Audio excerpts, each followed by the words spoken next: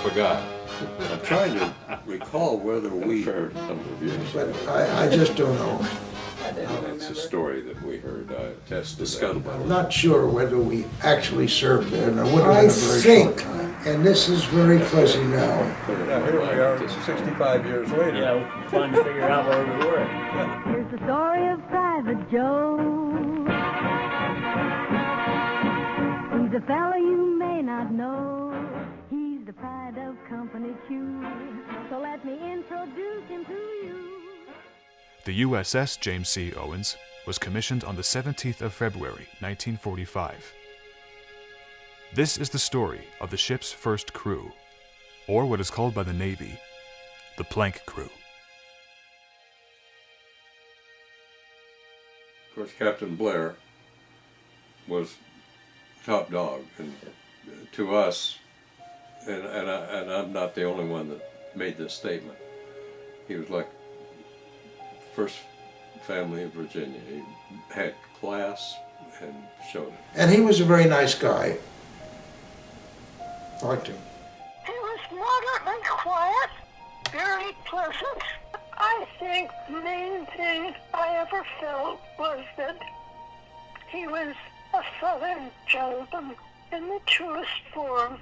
There's not one person that I ever spoke to who didn't really love him. Captain Blair was class of 32 at the academy. He sure made an impression the first time we ever saw him. And I know that was true with everyone. He was, in fact, born in Virginia, born in Danville, Virginia, July the 9th, 1910. Still remember the date. He died only within the last 2 or 3 years. And he was quite elderly. I was living in Pennsylvania, and when I was just past 18, I enlisted in the service because of the war. That was in June of 1942. And we were losing the war, and as evidence of that, the fact that they took me.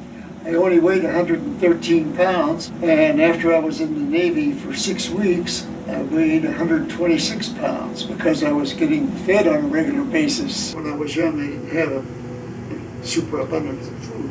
I had never been to the sea. I had been to a couple of lakes, but I had never been to the ocean. Everyone was involved in World War II. Everyone was involved. That was generally true of the U.S. public at that time. Everybody was into the war effort. Jay Lindsay, he was a very young fellow that came in, I don't know, right at the beginning or very soon after the beginning, after the ship was commissioned. Of course, Sid Sober was an ensign when he came aboard. Is that me? No, I think you are right. Yeah, that's me. That's you. And we depended on him, and he was the one person who we had to depend on. And he always came through with what was needed. I could identify him as the single most important member of my team. Boy, I knew this guy was a genius at taking care of things, because anytime anything was not working right, Captain Blair wanted us. Your father, his concern was radar too, but the electronic part of it. He was in and out and all around with anything that had to do basically with the electronics. I don't think I ever got on my working place, Annette. Well, you were too busy trying to fix things. Yeah, I sure was, I'll tell you. He's always been up here as a fellow who had an outstanding ability to do his job. Sunday mornings, and then we had small boats because, you know, we were in a place with 18 or 20 miles of land and water all around. Well, I remember that we were at church on a Sunday, 7th. And it was a Sunday morning. And we got word somehow that Pearl Harbor had been attacked. Radio reports had come through. And when we came back, my dad turned on the radio. We didn't have, they didn't have TV or anything. And when he turned on the radio, the president, I remember, Vice President, Mr. Speaker, members of the Senate, of the House of Representatives, yesterday, December 7th, 1941, a date which will live in infamy, the United States of America was suddenly and deliberately attacked by naval and air forces of the Empire of Japan. With confidence in our armed forces, with the unbounding determination of our people, we will gain the inevitable triumph, so help us God, no matter how long it may take us to overcome this premeditated invasion. The American people in their righteous might will win through to absolute victory.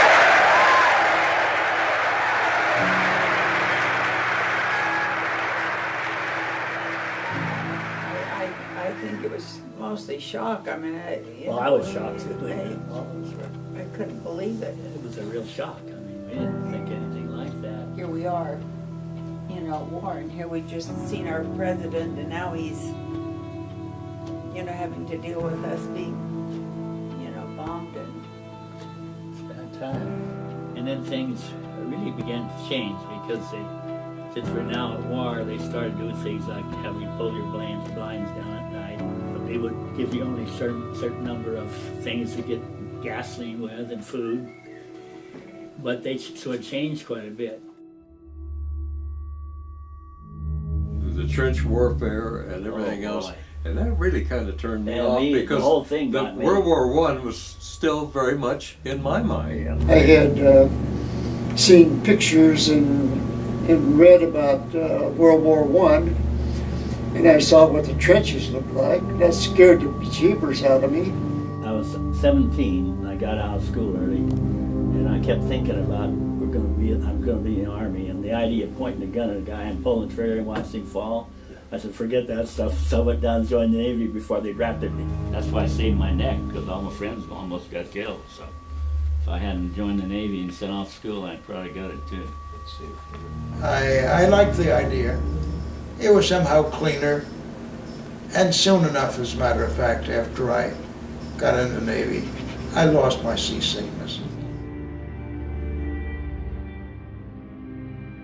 Well, you had your duty hours. I did. I think it was a 4-hour period. Fighting rest on the ship is one of the biggest jobs you have, wartime or peacetime. Oh, really? Wow. Yeah. As each officer, I slept in a cabin. Now, the enlisted men slept in sort of mass areas of columns with hammocks. 1, 2, 3, I think. The space between bunks was probably about that much. Oh my gosh. In general, the food was edible. You'd run down to the galley where they were baking the bread and try to get some fresh bread down there. And sometimes with or without the beetles. And they always made chocolate cake, you know why? Why? You couldn't see the bugs in it if it was chocolate. Okay, is that true? That's true. Yeah. Is that true? That's very true. Can you take showers on a ship? Oh yeah. So they just pump in water from And, the sea, or what do they do? Well, the saltwater soap.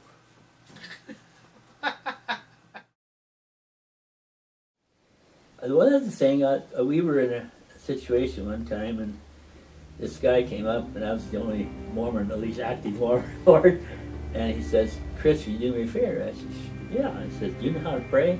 I said, sure, I pray all the time, every day. He says, good, well, things don't look too good tomorrow, and you're the only guy I know that knows how to pray. So he said, would you give me a quick course?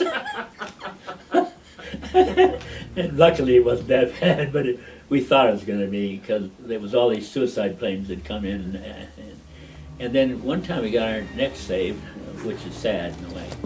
We were supposed to go out. What happened, and towards dusk, as we were going down, they send all the destroyers out to go around Okinawa, around this island. They're the first line of defense against the suicide They planes. call them the picket. Yeah, picket fence, line, that's Picket right. line, yeah. And so we were supposed to go out this time. We'd done it a number of times before, but we had a radar problem. I told the captain there was nothing we could do about it because we didn't have a part for that. And we'd have to, so they shipped one out by air, but it still took a while. So the ship took our place. The next day they used to come in, after dawn, and they come in, and it didn't come in, it didn't come in, it didn't come in. Finally, real late in the afternoon, it came in being towed by a bunch of tugboats, and they just got blasted to heck. They took bodies off there, and the place where I was at was just completely gone. And they'd lined put bodies in sacks. It was a sad deal right along the side of this walkway. There was just there must at least been, it seemed like there were 100, but I don't know how much seemed like that it was. Where were you? Do you remember when the atomic bombs Yeah, were dropped? I And sure do. how did you find out about that? We were cruising along there in Japan, and we got the news somehow. We have radio and stuff that it's been bombed, and I was about the most technical guy on board, so everybody come running to me and says, "Is that possible?" I don't think that the U.S. tried to cover it up. No. It was too big and too gruesome. So I think we heard about it pretty fast. And then we stopped at Hiroshima. But we were the first people on. I'd probably tell you that, 16. But we were the first people on Japan from America. And I took several pictures in Hiroshima.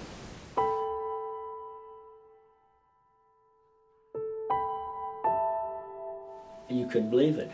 It was flat. The Japanese have they didn't believe in banks and things. Each of them had a little bank in their house. Like any people did. Only it was right into the concrete and everything else, so you couldn't get out. And all you saw was these little things sticking up. There was nothing left. The whole house, everything was gone. We found the one place that didn't fall over was a hospital, and it blew all the windows out. And the rain gutters go down in Japan, and it bent all those so you could tell where it came from. We went further back in, and we saw people living in caves. Trees were denuded with burned bark on one side where it faced the blast itself, and yet I'd be green on the other side. We found a railroad car, kind of around cities and stuff. It was clear out in the middle of the farms. Everybody knew that unless the Japanese quit after the nuclear bomb, there was going to be a massive assault on the mainland of Japan. And naturally we would be a part of that group. And they figured we would have lost well over 1 million people on our own, and probably 4 or 5 of the Japanese. I do remember the day that the peace agreement, whatever, armistice, I'm not sure what was the proper term that was used.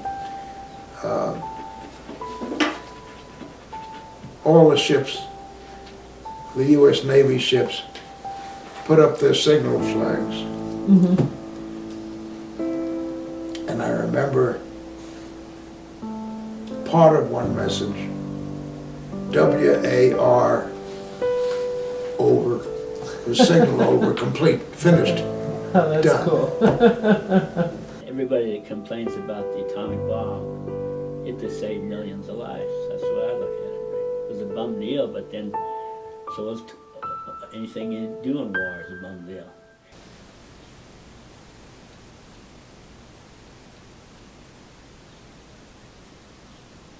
Good for Truman, he made the right decision, which was terrible. It would be a different world if the bomb had never been dropped.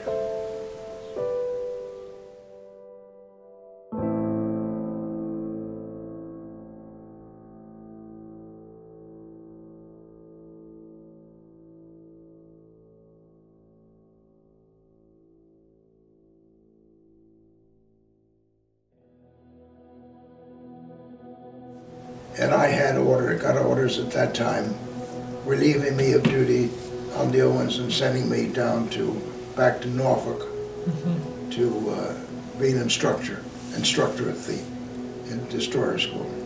But immediately when the war was over, I became disenchanted because they returned to peacetime routine and we were publishing every little piece of brass due to the extreme overabundance of ordnance people for which there was no longer any need, that anybody that had 4.5 years in of their initial 6-year cruise, even if they were in the regular Navy, they could be released. Wow. And we were in Pensacola. I read that and I went immediately to the executive stateroom, knocked on the door, and 3 days later I was a civilian. We were lucky, that's all I know. I couldn't believe it. I think we're extremely Things were a different. different time. Yep, for sure. And we, as a result, I think have a different appreciation for things. And for life. I think so. I agree with that. Well, we've had an interesting life. It is an interesting life. Fascinating. And I know, and we're still together. a good life. I know, a good life. Yes. Isn't that fun? Not. This is a little of the rambling of an old man, but it has remained in my mind all these years, as I am sure your father would attest to. We were fortunate to have lived through this experience, and I believe all of us were proud of what we did. It was a time when, as a young man, I could do my duty to God and to my country.